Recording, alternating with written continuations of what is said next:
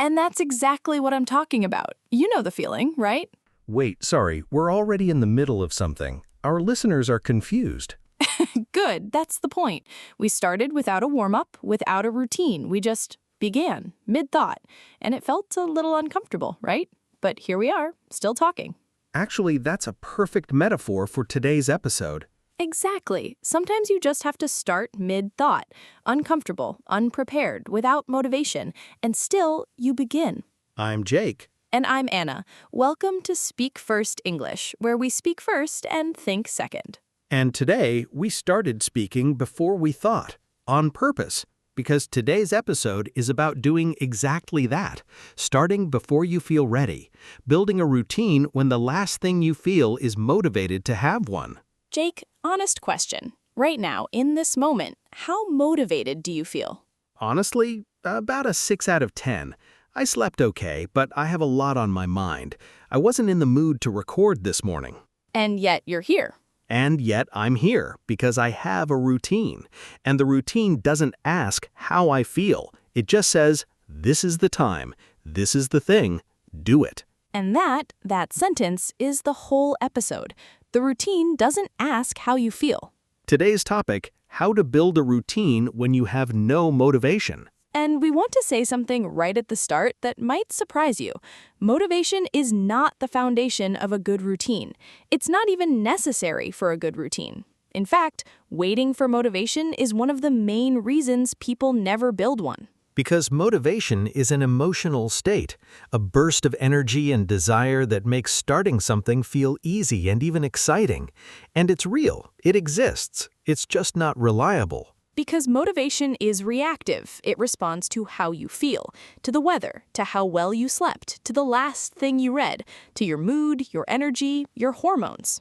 And all of those things change constantly. So building a routine on motivation is like building a house on sand. When the tide is in, the sand feels solid. You can walk on it. But when the tide goes out, there's nothing underneath. The house sinks. And most people's English practice routines are built on sand. They study when they feel like it, when inspiration strikes, when they see a video that excites them or a comment that motivates them. And that produces bursts of progress, followed by long gaps. The classic 2 steps forward, 1 step back, or sometimes 2 steps back. So what do we build on instead of motivation? Habit, structure, identity, and a system so small and so simple that your unmotivated self can do it without thinking. Think about brushing your teeth. You don't motivate yourself to brush your teeth. You don't think about it. You don't get excited about it. You just do it because it's what you do at that time. It's part of who you are. That's where English practice needs to get to. Not exciting every day, not motivating every day, just brushing your teeth. Part of the morning, part of the evening, part of you. How do you get there? That's today. Anna, can you tell us about a time when your routine fell apart and how you rebuilt it? Oh, yes. About 18 months ago, I had a period of real burnout. Not dramatic, just the slow kind, where everything that used to matter starts to feel gray and heavy. And I had built a really solid daily English practice routine, journaling in English, listening in the mornings, speaking practice 3 times a week. That sounds like a strong routine. It was. And then one week, I skipped the journaling, just too tired. Then I skipped the morning listening because I overslept. Then the speaking practice because I didn't feel ready. And then, 3 weeks later, I hadn't done any of it. The gap opened and then widened. Widened fast, and the longer the gap, the harder the restart felt. Because now I didn't just have to do the practice, I had to overcome the guilt of having stopped. 2 weights instead of 1. And what finally restarted it? Something very small. A friend of mine, who knew I had been practicing, sent me a voice message in English and asked me a question in English, expecting a reply. So you replied? I had to reply, and in the act of replying, in that 1 minute of speaking, something unlocked. I remembered why I loved it, not because I was suddenly motivated, but because I did the thing, and the thing reminded me why it matters. Action created the feeling, not the other way around. Exactly. I didn't feel motivated and then practice. I practiced and then felt something. The action came first, the motivation followed, briefly. Enough to do it again the next day. And eventually, the routine returned. Smaller than before, more protected, and built on something sturdier than feeling. Let's get into the tips. Tip 1, and this is the most important thing we can tell you about building a routine without motivation. Tip 1, use the 2-minute minimum. We talked about this briefly in a previous episode, but today we go deeper because the 2-minute minimum is the single most powerful tool for maintaining a habit through unmotivated periods. The principle is your routine has a minimum version, not the ideal version, not the full version, the absolute smallest version that still counts. For English practice, the minimum might be listening to 2 minutes of this podcast, reading 1 paragraph in English, writing 1 sentence in your journal, saying 1 English sentence out loud. That's it. That counts. That is a practice day. And why does this matter? Because on the days when you have no energy and no motivation, the full routine feels impossible. But 2 minutes? 2 minutes is always possible. And here's what always happens. You sit down for 2 minutes, and after 2 minutes, you're already in it. The hardest part is done. The engine is running, and you continue for 5 more minutes, or 10, or 30. Because starting is the wall, not continuing. The 2-minute minimum lowers the wall to almost 0, and once you're over the wall, you're in the garden, and the garden is easier than you thought. Think of it like a fire again. The kindling catches first, then the bigger wood. You don't start a fire with logs, you start it with the smallest possible thing that burns. The 2-minute minimum is the kindling. The routine doesn't ask how you feel. The 2-minute minimum makes sure you show up regardless. 2 minutes, every day, no exceptions. That's the rule. Tip number 2. And this one is about where your routine lives and why most routines fail before they even begin. Tip 2, stack it, don't schedule it. Most people try to add their English practice to a schedule. I'll practice English at 7 p.m. And then 7 p.m. arrives and they're in the middle of something or tired or distracted, and it doesn't happen. Because a scheduled time is fragile. Life moves the schedule. Energy moves the schedule. The unexpected always moves the schedule. Habit stacking is different. Instead of scheduling a new habit at a specific time, you attach it to something you already do automatically, every single day. The structure is simple. After existing habit, I will new habit. After I make my morning coffee, I will listen to 10 minutes of English podcast. Coffee happens every morning, so English happens every morning. After I brush my teeth at night, I will write 3 sentences of my tomorrow letter in English. Teeth brushing happens every night, so writing happens every night. After I sit down on the bus or metro, I will open my English podcast.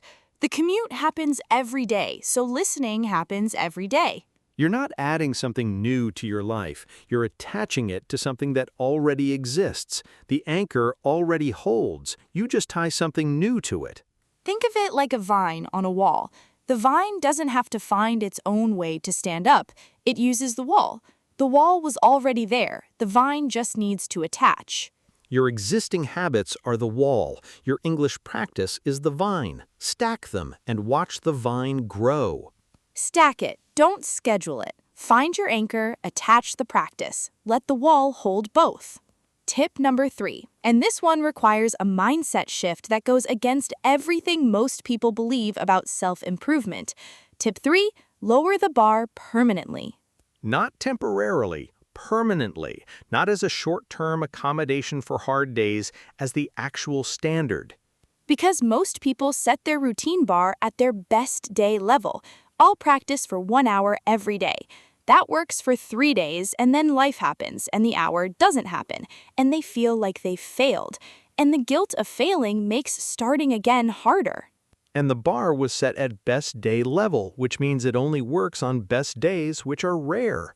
So instead, set the bar at your worst day level. What can you do on your most exhausted, most stressed, most unmotivated day? Maybe 5 minutes, maybe 3, maybe 1.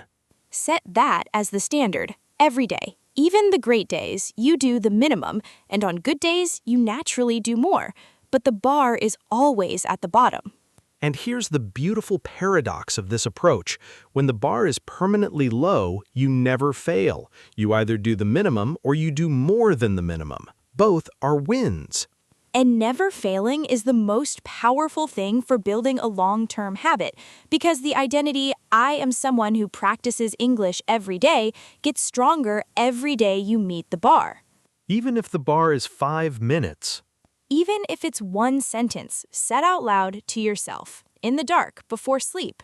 Think of it like a marathon runner. They don't run the full marathon distance in training every day. They run what their body can handle on that day. Some days 20 kilometers, some days 5, but every day they run. The discipline is in showing up, not in the distance. Lower the bar permanently, show up every day, and let the accumulated days do what single heroic efforts never could. Tip number 4, and this one is the deepest change, the one that makes everything else sustainable.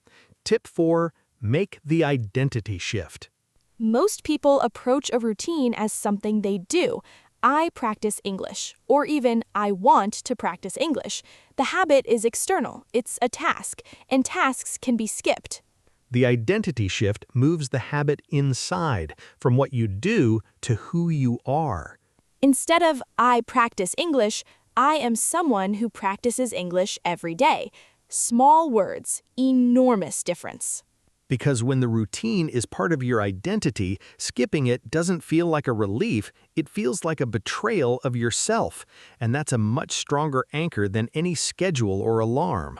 Here's how the shift works in practice.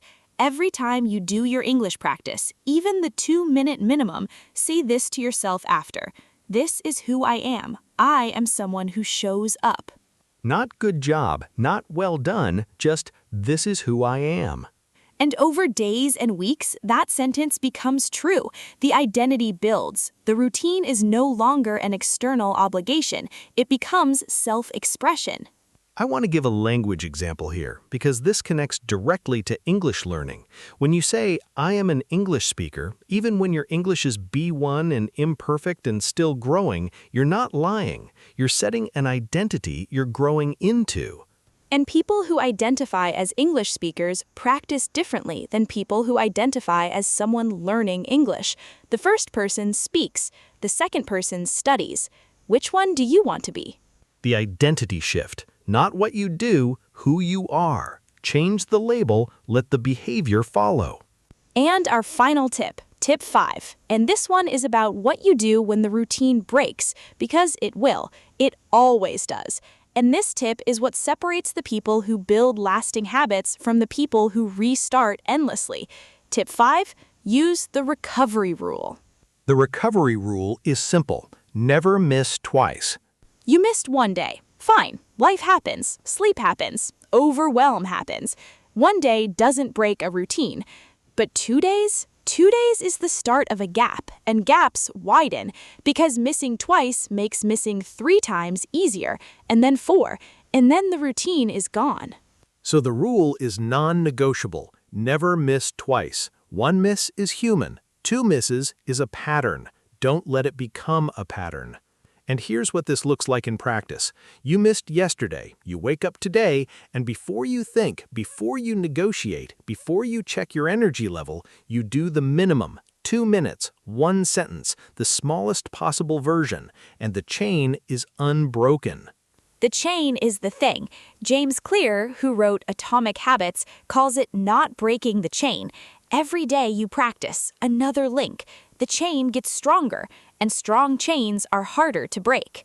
But when the chain breaks, recovery is the only thing that matters. Not guilt, not promises about tomorrow. Recovery, today, now, the minimum. Think of it like a flight path. If a plane goes slightly off course, it doesn't land in the wrong country. The pilot makes a small correction immediately and gets back on track. Missing once is going slightly off course. The recovery rule is the correction. Small, immediate, enough. Never miss twice. That's the whole rule. And when you do the minimum after a miss, say this, I'm back. I didn't quit. I just paused. Because pausing is not the same as stopping, and knowing the difference is everything. Anna, today's words are about habits, consistency, and the language of showing up. Let's look at them. Yes, our word tour. These words will help you talk about routines, motivation, and daily practice in real English conversations. First word, consistent or consistency. Consistent means doing something regularly, reliably, without big gaps. We've used this before, but it's worth saying again because it's the word of this entire episode. She is the most consistent English learner I know, not the most talented, but the most consistent. Or consistency beats intensity, every time. Next, discipline. Discipline means the ability to do what needs to be done even when you don't feel like it. Not punishment, not suffering, just the quiet decision to show up. Discipline is not about being hard on yourself. It's about being reliable to yourself. Or, I'm working on my discipline, showing up even on the low energy days. Then, momentum. Momentum is the energy and forward motion that builds when you keep going. Objects in motion stay in motion. Once I started the routine, the momentum carried me. Or, the hardest day is always day one. After that, momentum helps. We also used identity. Identity is who you believe yourself to be, the story you tell about yourself. My identity shifted when I started calling myself an English speaker, not a learner.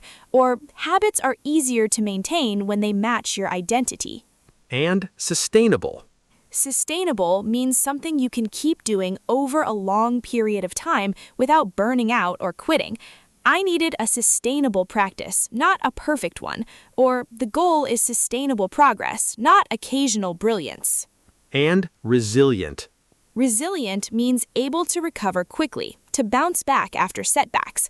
She's incredibly resilient. She missed a week and came back the next day without drama. Or building a resilient routine means planning for the days when you won't feel like it.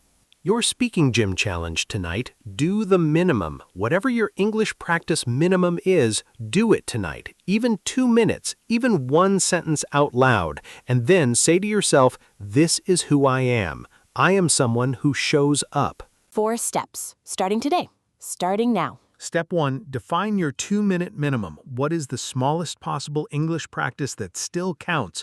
Name it specifically. Write it down. That is your floor. Step 2, find your stack. What do you already do every morning or evening without thinking? That is your anchor. Attach English practice to it. After my coffee, after brushing my teeth. Name the anchor, name the practice. Done. Step 3, make the identity shift. Say this out loud right now. I am someone who practices English every day, even if it's not fully true yet. Say it. Let it become the direction. And step 4, commit to the recovery rule. Write this somewhere visible. Never miss twice. 1 miss is human. 2 is a pattern. Recovery is always possible.